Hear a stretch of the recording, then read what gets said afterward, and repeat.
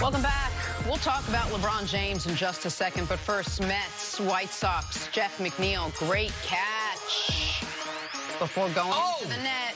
Oh, look at that. What's worse here, a baseball into the stands or a human body into the stands? No. A baseball could have really hurt somebody. And, by the way, see, the netting actually helped there. He doesn't land on those hard plastic bleachers. I like Football is back. Broncos Falcons pregame. Julio Jones showing off the hops there. Beautiful catch. Oh, well, catch-ish.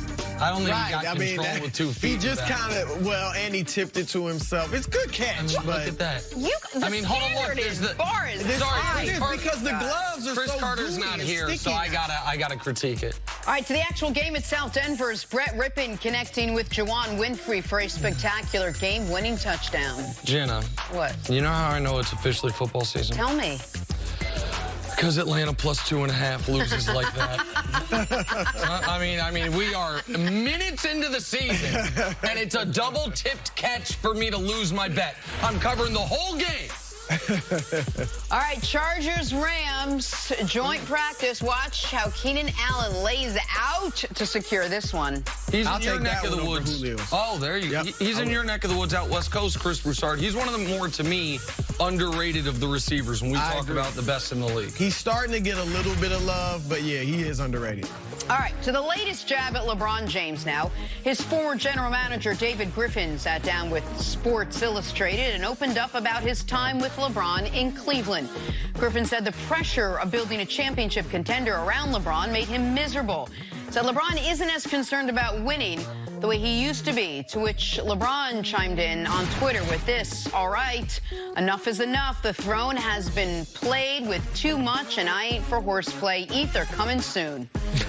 Chris Broussard, your reaction to how this all played out? I tell you what, if I'm a Lakers fan, I love that. Oh, yeah. If this is what it takes, and I think LeBron was coming out with a great season anyway. I mean, he always has a great season, but I think he was really coming with some heat this season. But now to see people doubting him the way they are, and especially a guy he has a good relationship with in David Griffin, a guy that they did something historic together in winning that championship in Cleveland in 2016 for several reasons. I think that's just going to light more of a fire under him.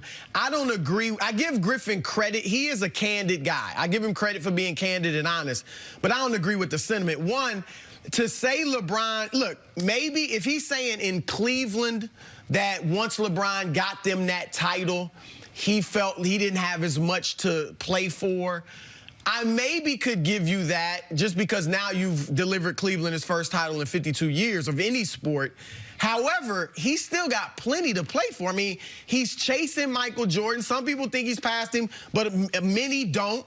And so he's chasing Michael Jordan. You also have guys in this era now beginning to win rings like you. Steph Curry's got 3, like LeBron. Kevin Durant, Kawhi Leonard have 2, like LeBron's got 3. So he needs to win more rings just to even separate himself. You know he's a better player, but separate himself from some of these other superstars who are winning almost or just as much. And then the bottom line is, look, in 2017, they get to the finals. 2018, they get to the finals.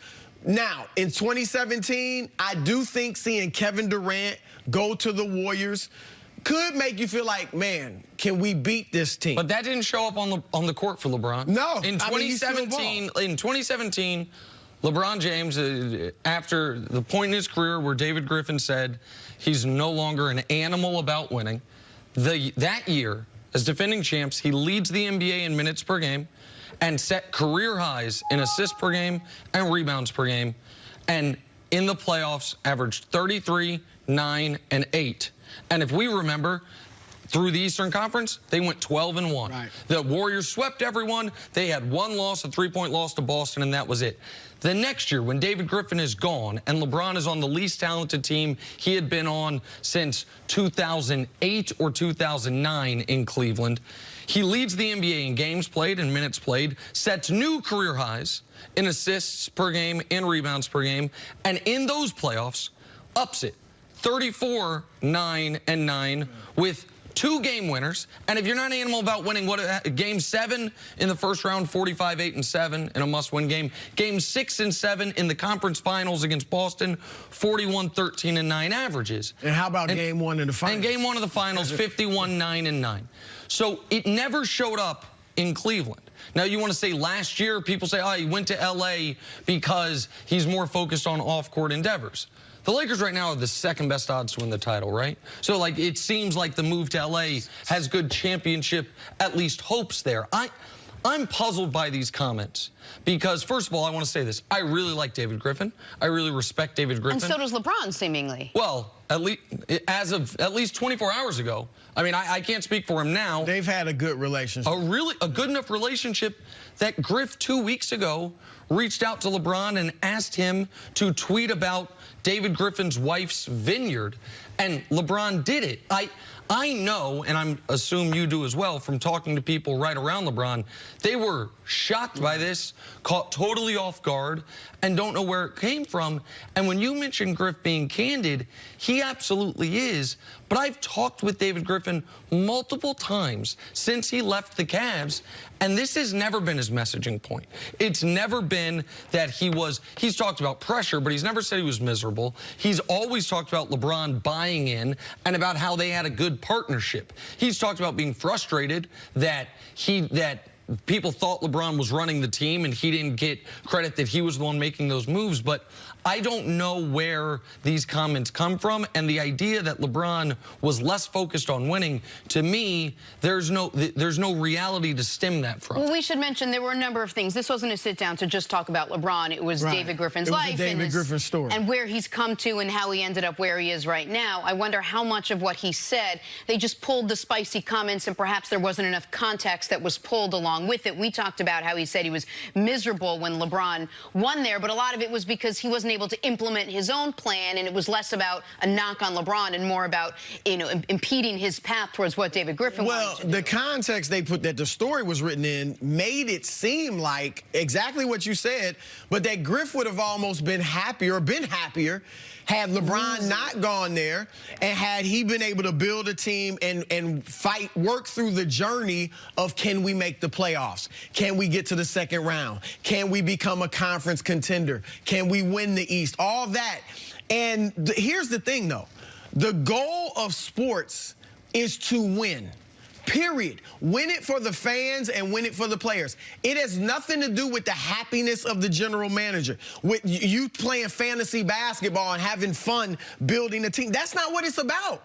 It's about winning. And the chances are great, as good as David Griffin is as a GM, that if LeBron doesn't go there, they lose. They never get really to become a good team. Maybe don't even make the playoffs ever. David Griffin gets fired, and then is it this hot GM candidate that he was before going to New Orleans, and maybe doesn't have this job right now? And with respect to David Griffin, who I think is a very sharp basketball guy, I know he doesn't have this job right now. The reason he had his pick of jobs, because New Orleans was a plum job in this regard. Whoever took that job knew they were going to be able to trade Anthony Davis and get that bounty. Now, they didn't know they were going to get Zion, but they knew they're going to have a good draft pick plus whatever they get for Anthony Davis. And David Griffin was able to kind of lay in wait. He had other GM opportunities that he didn't take because he was waiting for the best job for him. And I wish him well. I really do like him, and his story is an interesting one, where he's fought through cancer. Yeah. And he is a basketball lifer.